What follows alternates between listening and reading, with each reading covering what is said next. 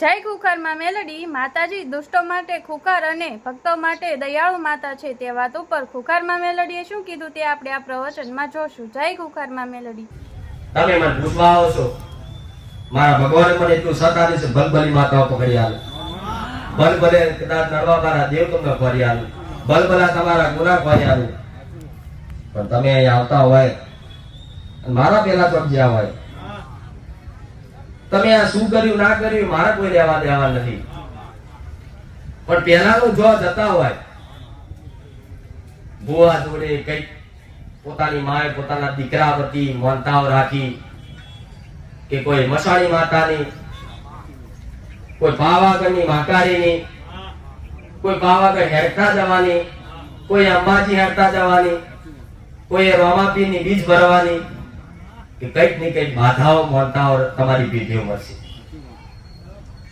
તમારી મમ્મીની નહીં હોય, તમારા પપ્પાની હશે, તમારા પપ્પાની નહીં હોય તો તમારા દાદાની હશે, પણ એકેય પેઢી એવી બાકી નહીં કે જેના અંદર બાધાઓ ના પડી હોય. જય કઈ કોકને કઈક ને કઈક બાધા યાદ જ હશે કે મારા બાધા કરવાની છે, મારા સંતરામ મંદિરમાં બોરી વેરવાના છે, મારા ફલાણી જગ્યાએ માતા ચુંદડી ઓઢાડવાની છે, મારા ફલાણી જગ્યાએ મર્યાદેવની ઉકળી કરવાની છે કે પેડા કરવાના છે, આવું બધાની યાદ હશે. તો તમને એવું લાગતું હોય કે દેવે કામ કર્યું તો કામ તો થઈ ગયું, જે સમયગાળામાં તમને કોઈ દેવ તમારી ઘરની માતા, તમારા ઘરના પૂર્વજ, તમારી ઘરની ચિકોતર માતા, તમે જે માતાને માનતા હોય એ માતા, તમે જે ભગવાનને માનતા હોય એ માતા તમારી અરજી કોઈ વાપરી ના હોય અને એવામાં જ કોઈ બરિયાદેવની માનતા રાખી કદાચ બરિયાદેવે તમારી અરજી સ્વીકાર કરી લીધી તો કદાચ હો માનતાઓ રાખી હોય 101 વખતની તમારા બરિયાદેવની માનતા રાખી હોય ને તો દોડી પૂરી કરવા જવાય મેલડી આવતું. તો કેસે તમને યાદ છે, બાધા યાદ રાખવાથી કોઈ દેવ નડતું નહીં, પણ તમે મારા પારે આવો ને તમારા નડવા વાળા દેવ તો ભલે આવતા, તમારા કૃપા કરવા વાળા દેવય આવે, જોડે જોડે તમે જો બાધાઓ લીધી અને બાધાઓ કદાચ 10 વર્ષ થઈ અને પૂરી ના કરી તો એ દેવય આવીને ઉભા થઈ જાય હું મેરડી આવું, એ દેવય મારી જોડે આગળ આવીને ઉભા થઈ જાય, એ દેવય તમારા એક નારિયેળનો હકનું દેવ, એક કદાચ મારા જેવી મેરડી હોય અને કદાચ એક નારિયેળ રહી ગયું હોય ને તો એની પેઢીઓ હું એની માતા ના બોલવા દઉં હું એ મેરડી છું. એક શ્રીફળ ખાલી હોપરીઓ છે રેગડી કલાકારના મુખે, કોઈ વાર્તા વાળા મુખે કે એક નારિયેળ મર્યા પછી લે મહોણી લે નો મરી મસોણી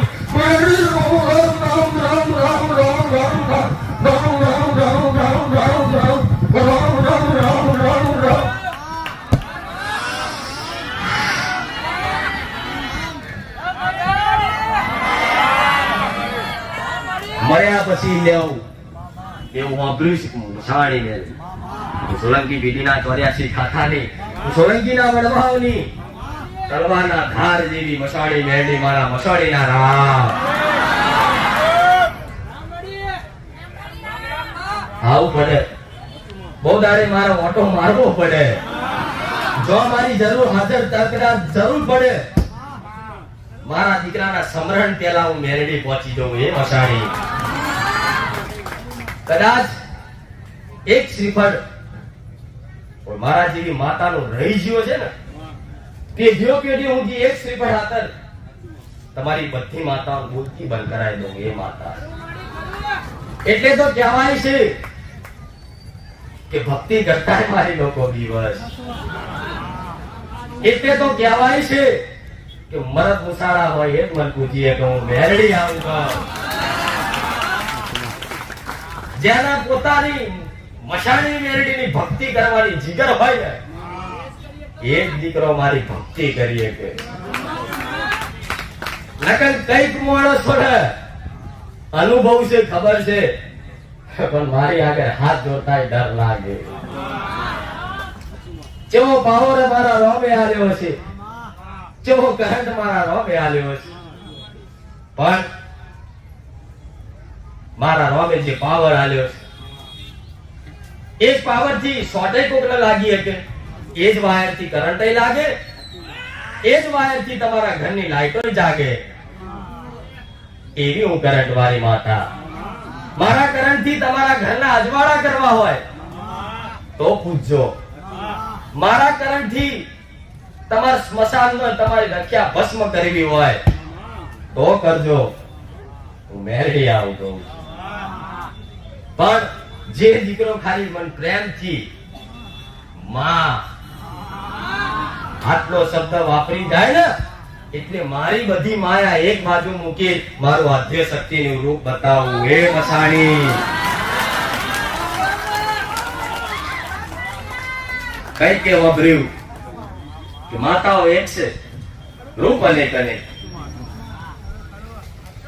જેમ તમે મનુષ્ય માણસો છે, પણ કોઈ માણસ વાઘનું મોઢું પહેરી નહીં ઉભો રહે તો કઈક નાના દીકરા વી જાય તો હો વાઘ આવ્યો. એવી મારે જો રૂપ બતાવું છું તો મારા જેવું અસલ રૂપ બતાવી દઉં તો કે ઓહો આ તો ખતરનાક ખુખાર આવી. અને જે દીકરો મને વાત કરે, પ્રેમ કરે,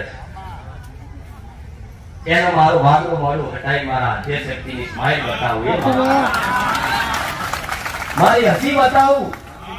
પણ જે દીકરો મને વાત કરે, પ્રેમ કરે, માં કરી પોકારે, એના માટે માં બની જવું. અને જે વાગરી કરી તમારું કોઈ સન્માન અપમાન કરતા હોય એનો બાપ બની જવું. માતા બધી માતાઓનો જયકારો બોલો, બધી માતાની જય બોલો. કોઈ ચામુંડની વાર્તા હોબરી, કોઈ ચામુંડની કહાની હોબરી તો તમારા મુખે આવી જાય હે માં. પણ જો કદાચ મારું મસાણીનું નામ પડ્યું હશે તો દરેકના હાથ જોડીને એવું બોલી છે કે હે બાપ. અનુભવ હે બાપ, માં નહીં બાપ. તમે નહીં, તમારી આત્મા બોલી જાય છે મને બાપ. તો બધી આત્માઓ, બધી દુષ્ટ શક્તિઓ ઇતિહાસમાં હોભર્યું, રેકડી કલાકારોએ કીધું, તમારા વડીલોના મુખે હોભર્યું કે 84 ખાતાની મસાણી મેલડી મેલ અને એના નીચે બધા ખાતા દબાઈ બેઠી હું મેલડી.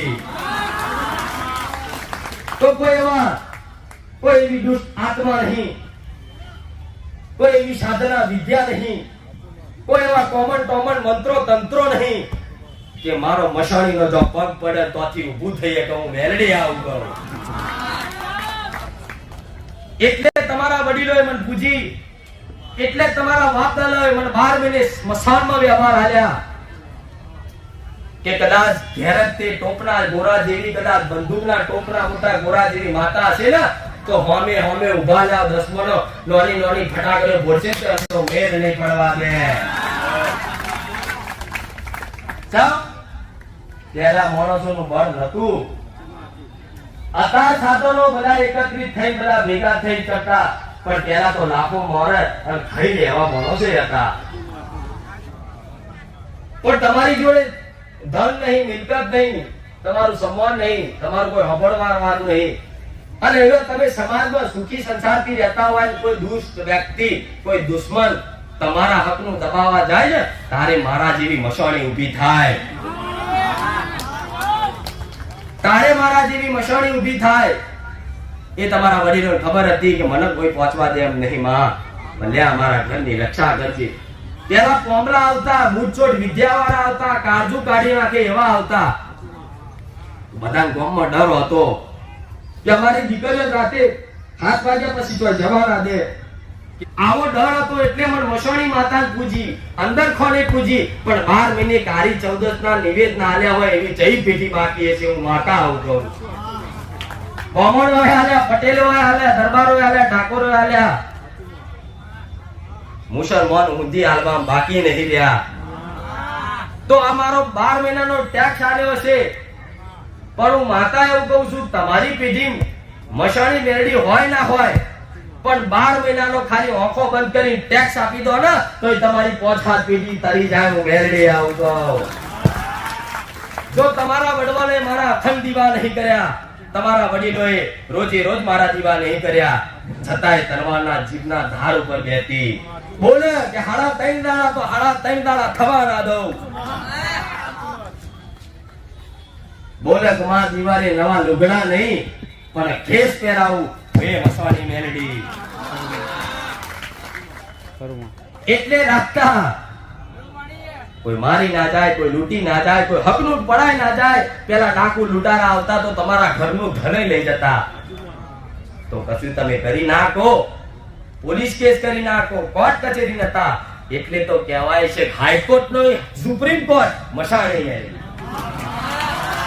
આ ખાલી ગાવા વાળા ગાય છે પણ સમજવા વાળા સમજતા નહીં. ચમ આવું કે મારે એ શીખવાડવાનું.